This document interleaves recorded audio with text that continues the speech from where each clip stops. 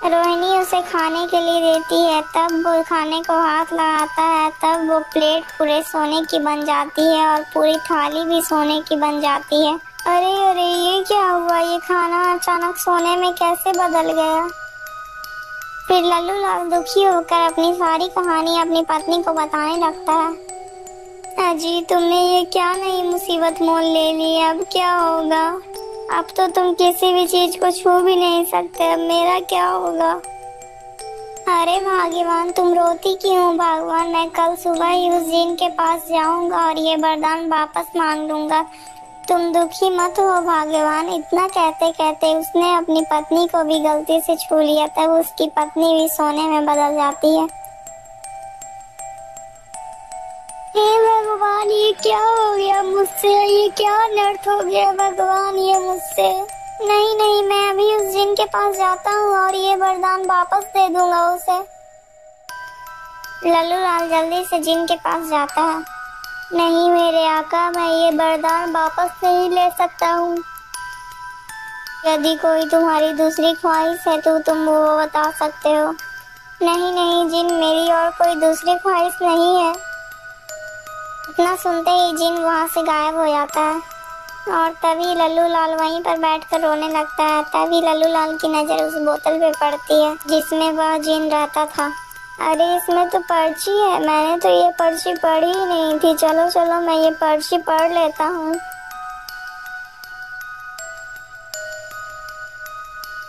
यह जिन एक दुष्ट जिन है। यह व्यक्ति की 3 ख्वाहिशें पूरी कर सकता है, लेकिन यह जिन जैसे ही उस आदमी की तीसरी ख्वाहिश पूरी करेगा तब वो आदमी इसी बोतल में पैक हो जाएगा और यह जिन हमेशा के लिए आजाद हो जाएगा। हे भगवान, अब मैं क्या करूं? अगर मैं इससे तीसरी ख्वाहिश मांगूंगा तब मैं इसी बोतल में कैद हो जाऊंगा। अरे नहीं नहीं, अब मैं क्या करूं? अब मैं किससे मदद मांगूंगा? लल्लू लाल उदास होकर वहाँ से चला जाता है और वो एक पेड़ के नीचे उदास होकर रोने लगता है। अब मैं अकेला क्या करूँगा भाग्यवान? काश मैं तुम्हारी वो बात मानी होती और लालच ना करता तो तुम अभी सुरक्षित होती। अरे क्या बात है बेटा, तुम क्यों रो रहे हो? तुम्हें क्या कष्ट है? बाबा, मेरा नाम लल्लू लाल है। फिर लल्लू लाल अपनी सारी कहानी उस बाबा को सुनाने लगता है। अब आप ही बताइए बाबा, अब मैं क्या करूं? क्या मेरी पत्नी कभी ठीक नहीं हो पाएगी? नहीं नहीं पुत्र, तुम्हारी पत्नी को ठीक करने का बस एक ही उपाय है। तो जल्दी से बताइए ना बाबा, मैं अपनी पत्नी को कैसे ठीक कर सकता हूँ? पुत्र, उसके लिए तुम्हें अमर कुंड का जल लाकर अपनी पत्नी पर छिड़कना होगा, तो तुम्हारी पत्नी पुनः पहले जैसी हो जाएगी और तुम्हारा वो वरदान भी नष्ट हो जाएगा। लेकिन बाबा, ये अमर कुंड कहाँ है? अरे बेटा, ये अमर कुंड कौतूहल के पहाड़ी में स्थित है। लेकिन बेटा, तुम सावधानी से जाना, क्योंकि वहाँ पर एक मायावी राक्षस रहता है जो तुम्हें देखकर तुम्हें नुकसान भी पहुँचा सकता है। साधु की यह बात सुनकर लल्लू लाल वहाँ से निकल पड़ता है।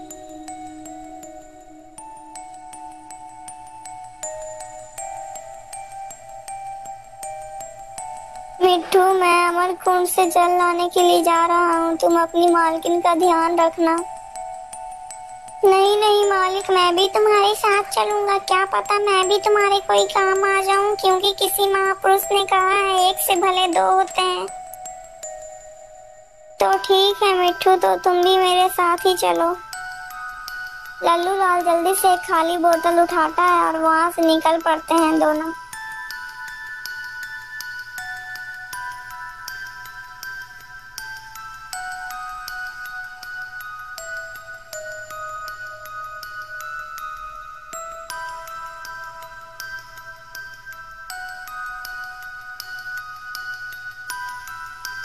मालिक, मुझे लगता है वो अमर कुंड इस गुफा के अंदर ही होगा।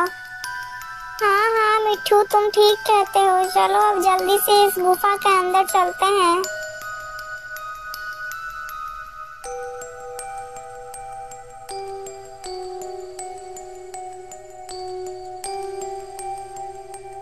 मालिक, उधर देखिए, वो रहा अमर कुंड। चलो चलो जल्दी से पानी भर लेते हैं।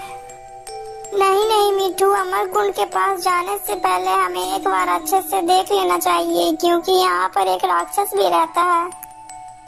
लल्लू लाल फिर जल्दी से एक वहीं पर से पत्थर उठाता है और फिर अमरकुंड के पास फेंक देता है। जैसे ही अमरकुंड के पास वहाँ पे पत्थर गिरता है, वैसे ही राक्षस वहाँ पर आ जाता है। अरे कौन है यहाँ पर? जल्दी से मेरे सामने आओ, नहीं तो मैं तुम्हें मार डालूंगा। अरे मुझे लगता है ये पत्थर ऐसे ही लुढ़क कर आ गया होगा, क्योंकि मुझे आसपास तो कोई भी दिखाई नहीं दे रहा है। चलो चलो, मैं यहीं पर बैठकर आराम करने लगता हूँ। राक्षस वहीं पर बैठकर आराम करने लगता है। अरे मालिक, ये राक्षस तो वहीं पर कुंड के पास आराम कर रहा है। यदि तुम वहाँ पर जाओगे तो वो राक्षस तुरंत उड़ जाएगा।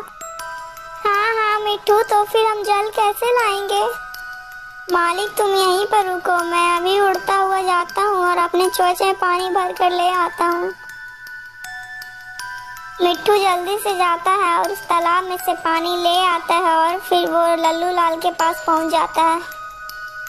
चलो चलो मिट्टू, हमें जल्दी से यहाँ से भागना होगा और तुम्हें यह जल अपने ही चोंच में रखना होगा।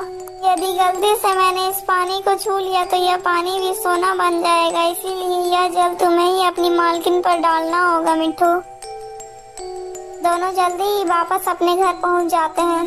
मिट्टू के पानी डालते ही रोहिणी फिर से अपने वास्तविक रूप में आ जाती है। यह देखकर लल्लू लाल बहुत ही ज्यादा खुश हो जाता है। मेरे आका, तुम्हारी अभी आखिरी ख्वाहिश पूरी करनी बाकी है। बोलो मेरे आका, तुम्हारी आखिरी ख्वाहिश क्या है? नहीं नहीं जिन, मेरी अब कोई ख्वाहिश नहीं है, तुम यहाँ से चले जाओ।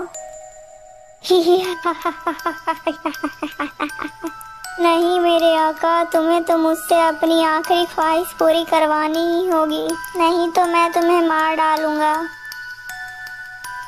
हे भगवान, अब मैं क्या करूं? मैं एक मुसीबत से बाहर अभी अच्छे से निकल नहीं पाया कि दूसरी मुसीबत मेरे सामने खड़ी हो गई है। ठीक है जिन, मैं तुमसे कल अपनी आखिरी ख्वाहिश पूरी करवाऊंगा। तो फिर ठीक है मेरे आका, मैं चलता हूँ, मैं कल फिर से आऊंगा। क्या करूं मैं? कैसे छुटकारा पाऊं इस जिन से? क्या करूं? हाँ, ये सही रहेगा। अरे भाग्यवान, मैं जंगल जा रहा हूँ और मैं तुरंत ही वापस आ जाऊंगा।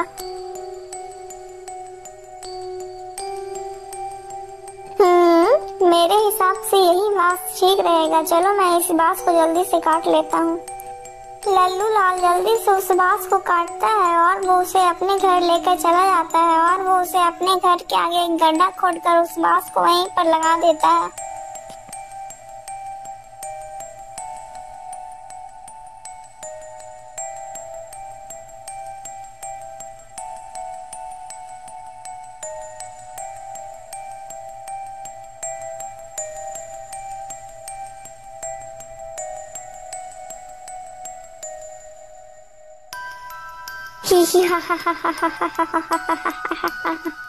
बोलिए मेरे आका, आपकी आखिरी ख्वाहिश क्या है? अरे मेरे गुलाम, मेरी आखिरी ख्वाहिश यही है कि ये जो बांस गड़ा हुआ है, इस बांस पे तुम्हें 20 साल तक चलना है और फिर नीचे उतरना है और फिर ऊपर चढ़ना है और फिर नीचे उतरना, फिर चढ़ना है। ये काम तुम्हें लगातार 20 साल तक करना है। यह सुनकर जिन के तो पूरे होश उड़ जाते हैं। पहले दिन तो जिन पूरे आसानी से यह काम कर लेता है।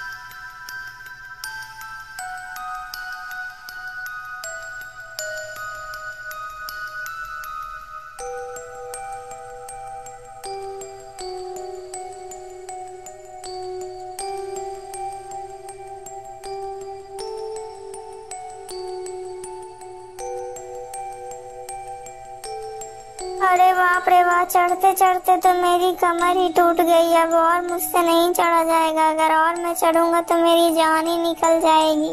इससे अच्छा तो मैं बोतल में ही था, कम से कम सोता तो था। बाहर निकलकर तो मेरी हालत ही खराब हो गई है। चलो चलो, मैं जल्दी से यहाँ से भागकर वापस उसी बोतल में चला जाता हूँ। जिन तुरंत ही वहाँ से भाग खड़ा होता है। यह देखकर लल्लू लाल और उसकी पत्नी बहुत ही ज्यादा खुश हो जाते हैं। दोस्तों अगर आपको ये वीडियो अच्छी लगी तो प्लीज़ वीडियो को लाइक करके चैनल को सब्सक्राइब कर दीजिएगा। और हाँ दोस्तों, इस वीडियो का पार्ट 1 हमारे चैनल में है, आकर ज़रूर देखिएगा। और आपको इस कहानी से क्या शिक्षा मिली कमेंट में ज़रूर बताइएगा। ऐसी और वीडियो देखने के लिए दोस्तों हमारे चैनल के साथ बने रहिएगा।